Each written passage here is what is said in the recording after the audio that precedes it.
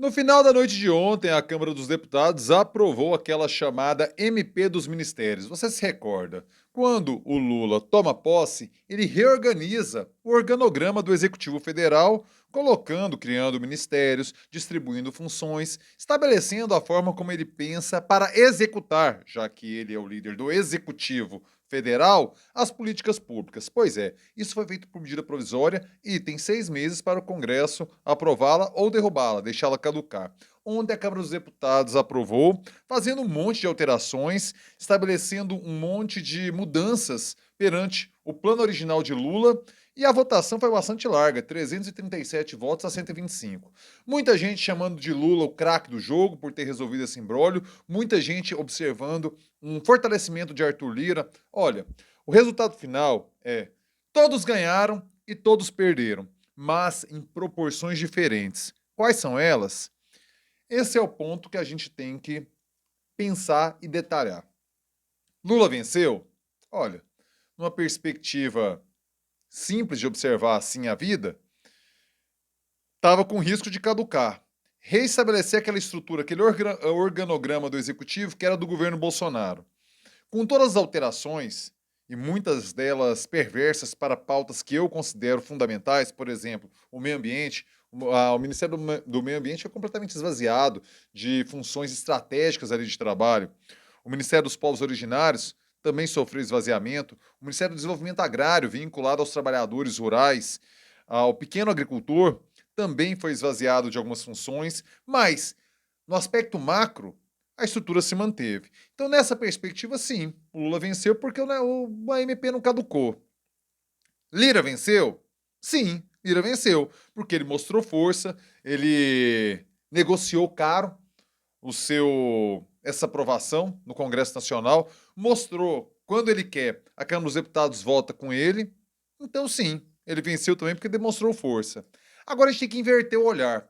Lula perdeu? Sim, Lula perdeu. Por quê? Não foi exatamente aquilo que ele propunha e saiu a um custo político muito mais alto do que se imaginava. Com Lira cada vez mais explícito em suas chantagens, como por exemplo naquela entrevista final em que ele diz que o governo agora terá que andar com suas próprias pernas. Entende o nível de ameaça disso?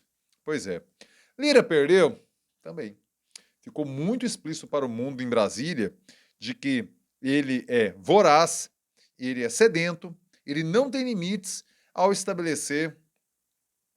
não estabelecer, ao propor ações completamente fora do parâmetro razoável do que Brasília já conhece como ações vorazes. Lira dobra, triplica essa voracidade e, claro, Brasília tem suas cartas na manga para tentar conter figuras que tentam sobrepor outros poderes. As coisas estão complexas em Brasília. O movimento é muito imbricado de uma correlação de forças complexa, com vários vetores atuando. E olha, não sei se no horizonte, até onde a vista alcança, essa coisa vai ficar tranquila ou não.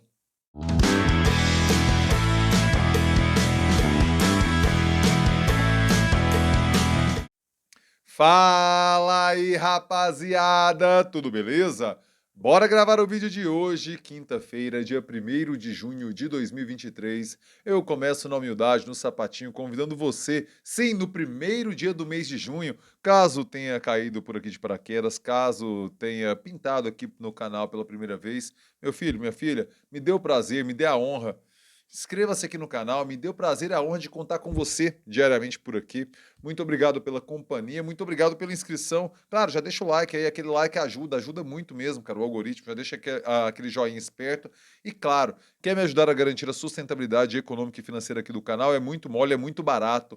Clube de membros, sim, entre para o clube de membros que é a partir de R$ 3, eu vou repetir, R$ 3 você ganha lives. Opa, ganhar live exclusiva ganha, mas tá atrasado esse processo. Mas você me ajuda a garantir a sustentabilidade econômica e financeira aqui do canal. Sim, a partir de R$ 3 você ajuda o criador de conteúdo, o youtuber precarizado brasileiro a continuar produzindo, trabalhando por aqui. Por favor, Clube de Membros na Fita, é importante demais o seu apoio, a sua entrada no Clube de Membros, porque o YouTube reconhece esse apoio e o algoritmo vai trabalhando em favor do canal, do tipo de conteúdo que aqui produzo. Preciso também agradecer, em aspecto maior, macro, as empresas que trabalham, que apoiam, que dão suporte, que patrocinam o jornalismo independente feito aqui no YouTube. Um exemplo, um belíssimo exemplo, H3 Eventos e Tecnologias. É claro que você já conhece a H3, se não conhece, está vacilando. A H3 é uma empresa goiana que tem a melhor solução tecnológica para o seu evento. Você vai precisar, por exemplo, para um evento, locação de equipamentos audiovisuais, projeção, sonorização, iluminação, informática e muito mais, a H3 pode lhe ajudar. Você tem ali um evento de pequeno, médio ou grande porte, não interessa. A H3 tem o equipamento certo para o tamanho do seu evento, conforme o espaço. Então você vai precisar, sei lá, de um telão de LED, uma projeção bacana, uma sonorização que todo mundo escute, uma iluminação que fique bonito o seu palco, fique bonito o seu evento. Você vai fazer uma live, uma transmissão ao vivo? Pois é. Você vai precisar de um informática, um equipamento de informática esperto, daquele mais atualizado possível, uma internet bala para que chegue com velocidade, que não trave, não dê problema nenhum. Pois é, a H3 tem tudo isso e muito mais. E o que é melhor? No mais barato preço do mercado. Tá duvidando? Peça um orçamento e confira. H3 Eventos e Tecnologias, a melhor e mais barata solução tecnológica para o seu evento. Muito obrigado, H3. Muito obrigado você pela presença. Já deixa o like aí, o joinha. E claro, bora continuar o assunto de hoje, porque as placas tectônicas em Brasília estão se mexendo, uma tempestade está vindo e não tá bom para ninguém. Vamos voltar à tese lá do Lula. O Lula, claro, percebeu que negociar com esse Congresso é muito diferente daquele Congresso que ele estava habituado lá no período entre 2003 e 2010, quando o presidente da República foi por 2 mandatos. O que mudou? O Congresso ficou anabolizado, devido a uma sequência de presidentes que não souberam lidar ou perderam a mão no presidencialismo de coalizão. A verdade é que uma estabilidade como tivemos nos governos Fernando Henrique Cardoso e Lula 1 e 2, FHC 1 e 2 e Lula 1 e 2, hoje é um cenário muito distante do que vemos na política brasileira. Com todos os problemas, com todas as intempéries, com todas as turbulências que tivemos naquele período, e foram muitas. Contudo, você tinha mecanismos com as lideranças partidárias de negociar um centro mais largo, com o MDB ocupando espaço, na época PMDB, que você fechando com o PMDB, você conseguia garantir uma estabilidade no Congresso Nacional. Hoje isso não existe mais. Nós temos um Congresso mais ideologizado, mais à direita, mais à extrema direita. Nós temos uma sociedade polarizada numa divisão mais intensa. O placar foi muito apertado nas eleições, ali no segundo turno. E nós ainda temos que observar também que o hábito, ele determina a ação. O Congresso de hoje está adaptado se fortaleceu a partir do Dilma II, com a presidência do Eduardo Cunha. Michel Temer não gozava de popularidade nas ruas e logo o Congresso teve muita força. Jair Bolsonaro estava preocupado mais em pregar golpe, em passear de moto, do que governar. Entregou a política, entregou o orçamento para o Congresso Nacional, para o Centrão, para o Arthur Lira, e esse, claro, ficou muito... Ele nunca escondeu a vaidade, o sorriso, quando era chamado de primeiro-ministro. E a situação mudou. Hoje temos um presidente que pensa a política, que trabalha a política de forma distinta desses outros três, Dilma, Temer e Bolsonaro. Então, a Lula tem um cenário muito mais complexo para enfrentar do que teve quando foi presidente entre 2003 e 2010. Contudo, não quer dizer que o céu de brigadeiro está no horizonte de Lira também, não. Lula também não é Bolsonaro nas formas como se articula nas estruturas de poder de Brasília. Veja você, em Brasília não tem coincidências. Ontem, Dias Toffoli devolveu para o plenário da primeira turma do Supremo Tribunal Federal a votação de um processo que pode deixar Arthur Lira inelegível. Arthur Lira só tem um mandato devido a liminar, ou seja, é um mandato frágil. O Supremo pode decidir pela suspensão do mandato de Arthur Lira, o que seria trágico para ele. E ontem, Toffoli, que havia protocolado pedido de vistas nesse processo em 2020, devolveu ontem, logo ontem, por quê? Não poderia ser semana passada, não poderia ter sido semana que vem? Poderia, mas ele liberou ontem, no dia da votação, colocando uma resposta para Arthur Lira. E vamos pensar o caso específico do Toffoli. Toffoli é um dos ministros do Supremo Tribunal Federal, dos quais Lula mais guarda rancor, porque ele acha que foi traído, acha que Toffoli muitas vezes hesitou na defesa do que Lula achava que seria o papel dos ministros do Supremo Tribunal Federal. E desde que Lula venceu em outubro do ano passado, Toffoli vem tentando uma reaproximação com Lula e não tem tido abertura. Lula realmente ficou decepcionado e com rancor de Toffoli. O gesto de ontem talvez possa ser uma sinalização do ministro do Supremo Tribunal Federal que quer restabelecer um pacto de boa convivência com Lula, o que ainda não conseguiu. Outros ministros gozam da confiança de Lula com muito mais intensidade que Toffoli, indicado pelo Partido dos Trabalhadores para ser ministro do Supremo Tribunal Federal, depois de ter sido advogado do próprio PT, ter sido AGU do governo petista. Então veja você que a negociar com Lula, a articulação que ele tem com outros agentes de poder de Brasília, e Lira talvez não tenha compreendido isso, é diferente de negociar com Bolsonaro. Além disso, o próprio Supremo Tribunal Federal entendeu que ninguém pode ser tão poderoso assim em Brasília. Lira está se achando demais. O Supremo, como fez naquela situação lá da PEC da transição, em que o orçamento secreto caiu e coube a Lula rearticular como dividir o orçamento secreto, deixando de ser secreto, mas colocando a gestão desse orçamento junto aos parlamentares e conseguindo o dinheiro para fazer a PEC de transição, quando o Lewandowski votou, deu o voto de Minerva, uma votação apertada 6-5, pelo fim do orçamento secreto, que estava se encaminhando para se deixar transparente, mas com a gestão desse recurso para o Congresso Nacional.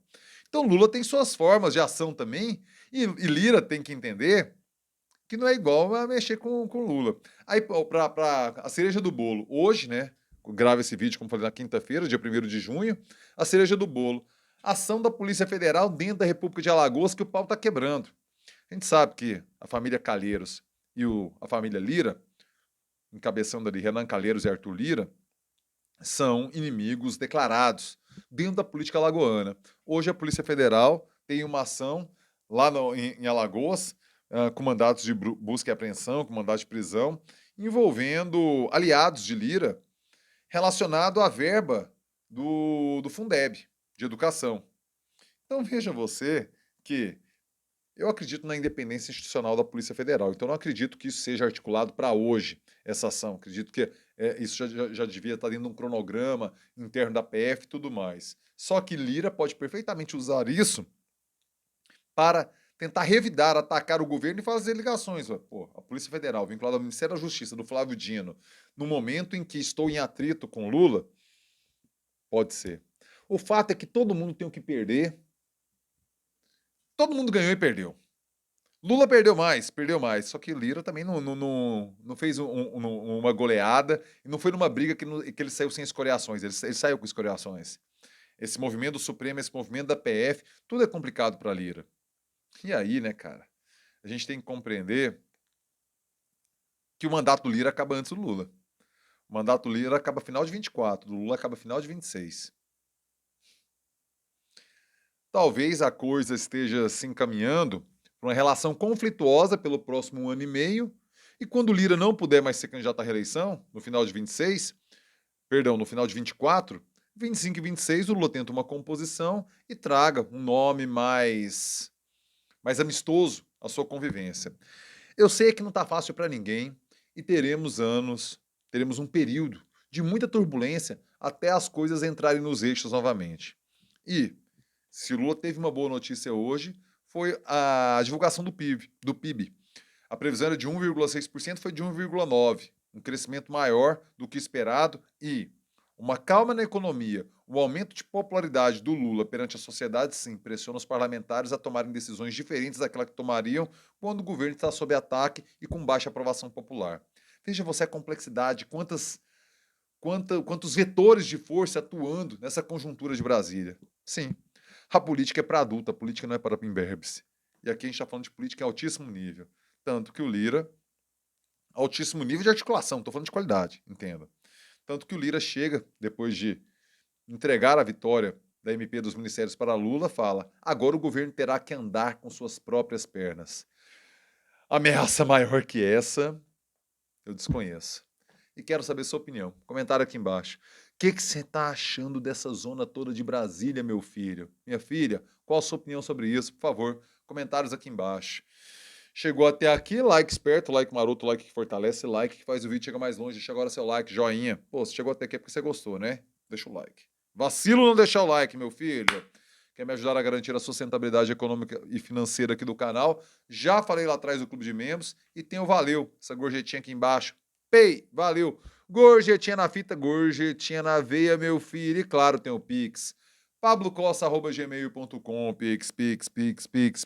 Manda seu Pix e fortaleça o trabalho do jornalista precarizado e youtuber brasileiro, meu filho.